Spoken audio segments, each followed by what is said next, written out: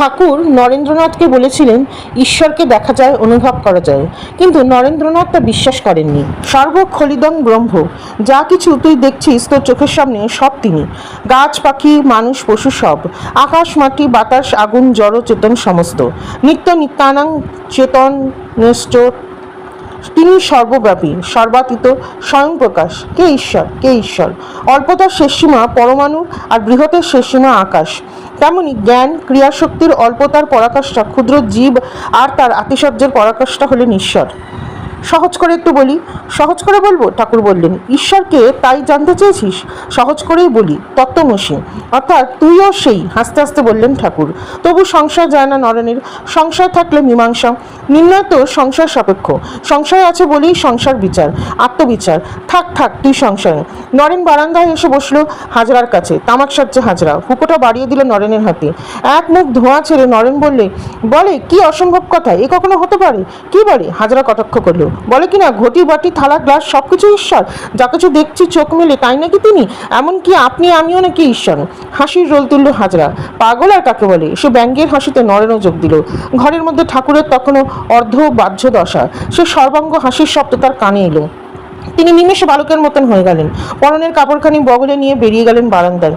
কি বলছিস রে নরেন? হাসতে হাসতে কাছে এসে নরেনকে ছুঁয়ে দিলেন ঠাকুর। ছুঁয়েই সমাধিস্থ হয়ে গেলেন। আর নরেনের কি হলো? কি যে হলো কে বলবে? চোখের সম্মুখ থেকে একটা পর্দা উঠে গেল, যেন চেতনান্তর হলেন। নিম্নস্থ দুই চোখ বুজে গিয়ে জেগে উঠল ললাটের তৃতীয় নয়ন। চেয়ে দেখলো বিশ্বব্রহ্মাণ্ডে ঈশ্বর ছাড়া আর কিছুই নেই। ধূলিকণা থেকে আকাশ বিকাশ সূর্য পর্যন্ত সবকিছু ঈশ্বর। একই চোখে ঘোর লাগলো নাকি? চোখ বুঝলো নরেন। অন্ধকারেও সেই ঈশ্বর। তাড়াতাড়ি বাড়ি ফিরল নরেন। বাড়ি এসে সেই ভাব, ইট কাঠ দরজা জানলা সবকিছুতেই ঈশ্বরময়। খেতে বসলো, মনে হলো থালা বাটি ভাত ডাল সবই ঈশ্বর। যিনি পরিবেশন করছেন তিনিও ঈশ্বর। ভাতের থালায় যা রয়েছে তাও ঈশ্বর। কিরে খাচ্ছিস না কেন? খা, মা স্মরণ করিয়ে দিলেন। খেতে শুরু করলো নরেন। কিন্তু যে খাচ্ছে, কে খাচ্ছে? যাকে খাচ্ছে সেই বাকে। ভোর হলো তবুও ঘোর গেল না। কলেজ চলছে, রাস্তায় বেরিয়ে সেই বিচিত্র অনুভূতি। সর্বানন্দ প্রদাতা ঈশ্বর সমস্ত কিছুর মধ্যে জাগ্রত হয়ে আছেন। প্রায় গায়ের উপর গাড়ি এসে পড়েছে, তবুও সরবার প্রবৃত্তি হয় না। মনে হলো গাড়িও যে ঈশ্বরও সে। বিকেলে হেদয়ের ধারে বেড়াতে গিয়ে লোহার রেলিংয়ে মাথা ঠুকছে নরেন। কে তুই? তুই কি ঈশ্বর?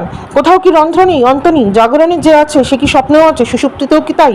আর সবকিছুর অন্তরালে কি সেই এক অখণ্ড স্বরূপ? সেই সব এক। সাপ চুপ করে কুণ্ডুলি পাকিয়ে থাকলেও সাপ, আবার তির্যক গতিতে চললেও সেও সাপ। নিত্য যিনি নীলায় তিনি, সব একাকার।